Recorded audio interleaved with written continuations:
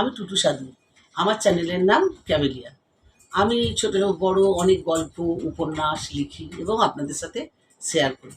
আজকে একটা গল্প নয় ঠিক, এটা গল্প নয়, কিছু কথা সমাজে যেগুলো চলছে সেইগুলো কিছু আপনাদের সাথে শেয়ার করতে চাই। তা সেটা গল্প নয়, অথচ গল্পের মতো করেই আমি বলবো। গল্পটা আজকে যেটা বলবো সেটা হচ্ছে বন্ধু। বন্ধু বলতে কি হয়, আগেকার বন্ধু কেমন ছিল আর এখনকার বন্ধু কেমন হয়েছে। এখনকার যে বন্ধু, বন্ধু মানে বন্ধু হলো, আজকে বন্ধু হলো, কালকে ফোন করলো, কাল কথা বললো, তারপরে পিক দাও, পিক দিল, পিক নেওয়ার পর অডিও কল, তারপর ভিডিও কল, তারপরে আরও আশা করি এটা আর বলতে হবে না, বলতে চাইছি না, নানা রকম। এটা হচ্ছে বন্ধু। সেই বন্ধু যদি এগ্রি না করলো তাহলে তার প্রতি জেলাসি করে নানা রকম, ফেসবুক তো হলে নানা রকমের পোস্ট করে তাকে ব্যতিব্যস্ত করে তোলা। আর সেটা যদি না হয়, সে চেনা হোক আর অচেনাই হোক, আর যদি না হয় তাহলে তার সাথে জেলাস ফিল করা। আগের মতো, আগে যেরকম বন্ধু মানে কেমন ছিল, একটা ছোটোবেলার বন্ধু, আমাদের মা জেঠিমাদের আমলে, কাকিমাদের আমলে যে একটা বন্ধু ছিল, সেই সব বন্ধুরা আজীবনের জন্য, সারা জীবনের মতো, মানে আজ 30 বছর 20 বছর 30 বছর আগে যে বন্ধুত্ব ছিল সেই বন্ধু একদম অটুট রয়ে গেছে। সেই বন্ধুত্বের মধ্যে কোনো রকম ফাটল ধরেনি। এখনকার দিনে বন্ধু হচ্ছে একদিন দুদিন, 1 মাস 2 মাস 1 বছর, ব্যাস ফিনিশ হয়ে গেল বন্ধু। আমি এই সম্বন্ধেই বলছি যে এই ফেসবুকেই বলুন, যেমন কেউ কাউকে চিনল না, জানে না কিছু, ছেলে যারা যাকে দেখেনি, কাউকে দেখলো, দেখে পরে তাকে সে মেয়েটা জানতেই পারলো না, তাকে মনে মনে ভেবে নিল। একজন নয়, একসঙ্গে 20 জন। মন মানুষের কটা থাকে? একটা তো থাকে। মানুষের মনটা তো 20টা থাকে না। তা এবারে ওরা মনে মনে ভেবে নিল, এবার ও আমার নায়িকা, ও আমার নায়িকা, ও আমার নায়িকা। যদি কোনো কারণে সে যদি আর না, মানে তাতে সাথ দিল, তার সম্বন্ধে বাজে বাজে কথা বলা, তার সম্বন্ধে বাজে বাজে করা, মানে নানা রকম করে সে বলল, আমাকে সে অভিশাপ দেয়া, আমাকে সে ধোকা দিয়েছে। ও বলে আমাকে সে ধোকা দিয়েছে, মেয়েটা জানতেই পারলো না, মেয়েটা জানতেই পারলো না। তার ধর্ম নেই, তার জাত নেই, সে হয়তো ধর্ম মানে হিন্দু মুসলিম মানে, কিন্তু তার মধ্যে, তার সেগুলোর মধ্যে জোর করে ওরা এই জিনিসটা করার চেষ্টা করছে। এটা মোটেই ঠিক না। এই জিনিসটা আমি মনে করতে পারি না যে এই জিনিসটা ঠিক আছে। আমরা ধর্ম মানি সত্যিকারে, আমি জাতি মানি না, আমি জাতের ভেদাভেদ করি না, নিচু জাত উঁচু জাত মনে করি না, কিন্তু আমি ধর্ম মানি। আমি হিন্দু মুসলিমের ধর্মটা মানি, আমার মনে হয়। কিন্তু এরা এত ব্যতিব্যস্ত করে তুলছে, এসে কোনো কিছু নেই, কোনো কারণ নেই, অকারণে তারা এসে এইভাবে ব্যতিব্যস্ত করে তুলছে, করার পর নানা রকম করে অভিশাপ দিচ্ছে, নানা রকমভাবে ব্যতিব্যস্ত করে তুলছে। এগুলো কি? এসব জিনিসগুলো কি? বন্ধু মানে এরকম বন্ধু নয়। বন্ধু হওয়া উচিত, বন্ধুর সম্পর্কটা হওয়া উচিত অনেক সুন্দর। বন্ধুর সম্পর্কটা কৃষ্ণ সুদামার মতো হওয়া উচিত। কৃষ্ণ সুদামার যেরকম বন্ধুত্ব ছিল সেই বন্ধু, তা না হলে এইভাবে বন্ধু টাইম পাস করা, এগুলো কি আছে? এগুলো তো সেরকম কথা নয়। কিন্তু এখন এরকমই হচ্ছে। আমি এই সম্বন্ধে খুব, মানে ঘৃণা বোধ করি। আমার মনে হয় এটা মোটেই ঠিক না। টাইম পাস করা এই জিনিসটা সকলে পছন্দ করে না, আর পছন্দ করে না বলে তারা সেটা মেনেও নেয় না। এটা আবার কি আছে? আর টাকা পয়সা দিয়ে বন্ধুত্ব কেনা যায় না। বন্ধুত্ব কিনতে গেলে নিজের ভালোবাসা দিয়ে, নিজের মন দিয়ে, নিজের স্নেহ দিয়ে, মায়া দিয়ে, মমতা দিয়ে বন্ধুত্ব রক্ষা করতে হয়। একটা ভালো বন্ধু যখন হয়, তার প্রতি মায়া আসে, মমতা আসে, ভদ্রতা আসে, অঙ্গীকার আসে, অধিকার আসে, বিশ্বাস আসে। সেইগুলো যদি না থাকে, কোনো দিন বন্ধুত্ব হয় না। আমি আমার এক বন্ধুর কথা বলব, যে অনেক সময় মনে মনে হয় যে আমি মনে করি যে এই বন্ধুত্বটা, বন্ধুর ভালোবাসার নামই আরেকটা নাম হচ্ছে অধিকার। বন্ধুত্ব কখন অধিকার আসে, কখন আসে? বিশ্বাস থেকে। তাহলে বন্ধুত্বের আরেকটা নাম কি হলো? বিশ্বাস। বিশ্বাসের থেকে বল ভরসা, তার থেকে আসে অধিকার।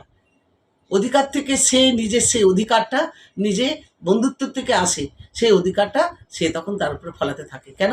মায়া থেকে, মমতা থেকে, স্নেহ থেকে, ভালোবাসা থেকে আসে। কিন্তু সবাই সেটা মনে করে না।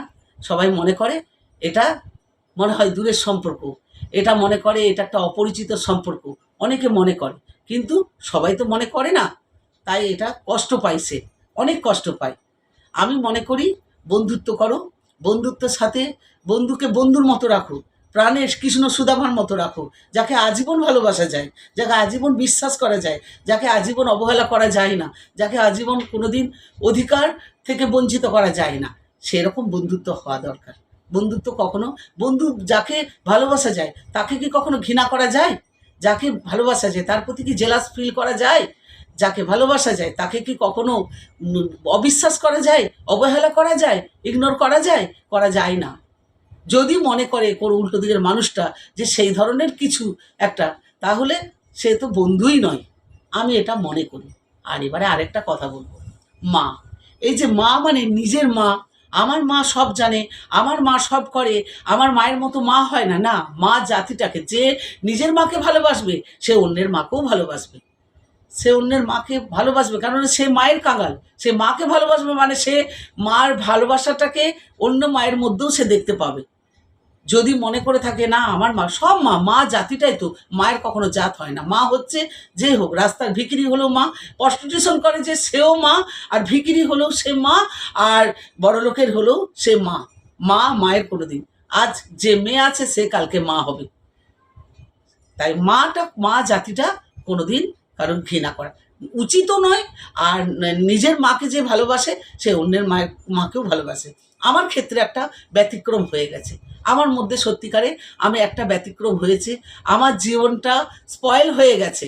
আমি সেই ওই মা বাবা থেকেই আমার হয়েছে বলে আমার ভেতরে একটা ধিক্কার। তাই বলে আমি সেটা করি বলে, যারা জানে সেটা আমি এটা করি বলে সেই নয় যে আমি অন্যর মাকে ভালোবাসবো না, অন্য কারুর কোনো। আমি একটা যদি পশুকে দেখি, একটা গরুকে দেখি, কুকুরকে দেখি, ছাগলকে দেখি যে সে তার মাতৃত্বে তাকে স্তনপান করাচ্ছে, আমার তার প্রতিও সেখানটাতে দাঁড়িয়ে পড়ি, সেই জায়গাটাতেও দাঁড়িয়ে পড়ি। আমার সেইখানে কাজ করে ওই মাতৃত্ব, যে মানে আমার যে জায়গাটা ফাঁকা আছে, যে জায়গাটা পূরণ হয়নি, সেই জায়গাটা আমার কিন্তু ওই জায়গাটা আমি ওদের কাছ থেকে পূরণ করি, একটা পশুর কাছ থেকেও সেটা পূরণ করি।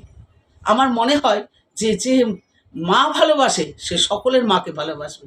আর কোনো মেয়ের মা কখনো কোনো মেয়েকে শিক্ষা দেয় না তুমি শ্বশুর বাড়িতে গিয়ে এটা করবে, ওটা করবে, সেটা করবে। কোনো মাই তাকে শিক্ষা দেয় না, কোনো মা শিক্ষা দেয় না। আমার মনে হয় যারা এটা মনে করছে, যাদের এই ধারণাটা আছে, সেই ধারণাটা ভুল ধারণা। আমি জানি সেটা ভুল ধারণা, তাদের মনের মধ্যে এটা ভুল ধারণা। কেননা মেয়ের মা কখনো মেয়েকে যে যত্নে মানুষ করে, যে আদর্শে মানুষ করে, সে কখনো ওটা শেখাবে না যে তুমি পরের বাড়িতে গিয়ে এটা করবে, বা তুমি এটা করে তোমার সে মায়ের সম্মান নষ্ট করবে। কখনো সে চাইবে না, কোনো মাই চাইবে না। আর মা এ কথা, মা মা তার 5টা সন্তান আছে, মা 5টা সন্তানের প্রতি কম বেশি হয়, কিন্তু মা 5টা সন্তানকে ভালোবাসে। কিন্তু একটা মেয়ে সে কিন্তু তার একটা স্বামীকেই ভালোবাসে, তার সব কিছু ঘিরে থাকে তার স্বামী, আশা, ভালোবাসা, অধিকার, তাকে সব কিছু জুড়ে, সব মায়া, মমতা সব কিছু জুড়ে তার স্বামীর প্রতি থাকে। একটা মা 5টা সন্তানকে ভালোবাসে, কিন্তু একটা স্ত্রী তার শুধু স্বামীকেই ভালোবাসে, তার সারা জুড়ে, তার সারা পৃথিবী জুড়ে কিন্তু তার ওই স্বামীর প্রতি তার থাকে। তাই মার ভালোবাসা নিশ্চয়ই, মা তো নিশ্চয়ই, মা আর স্ত্রী দুজনের ভালোবাসা দু রকমের আলাদা। মা পেটে ধরে, কষ্ট করে যন্ত্রণা ভোগ করে তাকে পৃথিবীর আলো দেখায়, কষ্ট করে না খেয়ে বুকে রক্ত খাইয়ে মানুষ করে, কিন্তু কিন্তু মা 5টা সন্তানকে করে, 5টা সন্তানকে তাকে কম বেশি করে ভালোবাসতে হয়, তার ভালোবাসাটা ডিভাইড হয়ে যায়। কিন্তু একজন স্ত্রী যদি কেউ মনে করে থাকে, কোনো স্বামী, কোনো পুরুষ মানুষ যদি মনে করে থাকে যে না এই ভালোবাসাটা মা শিক্ষা দিয়ে দিলে তবেই সে এটা করবে, এটা নিজে শেখাতে হয় না, কোনো মাকে শিখিয়ে দিতে হয় না। মেয়ে তার নিজের তাগিদেই নিজে ভালোবাসে, তার সারা আকাশ জুড়ে, সেই মেয়েটা সারা আকাশ জুড়ে তার স্বামীই থাকে।